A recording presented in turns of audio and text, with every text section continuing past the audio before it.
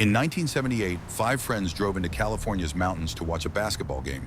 Only one would ever be seen alive again. Gary Mathias, Jack Madruga, Bill Sterling, Jack Hewitt, and Ted Wire were found months later, scattered across the Sierra Nevada wilderness. Their car sat abandoned on a mountain road, engine running, heater on, windows down. Inside were snacks, extra clothes, and a full tank of gas.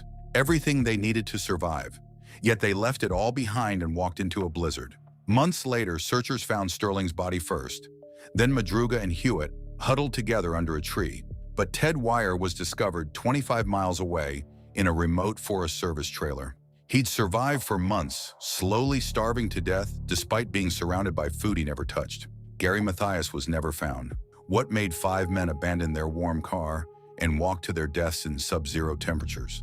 What did they see that night that terrified them more than freezing to death? The Yuba County 5 case remains one of America's most disturbing unsolved mysteries.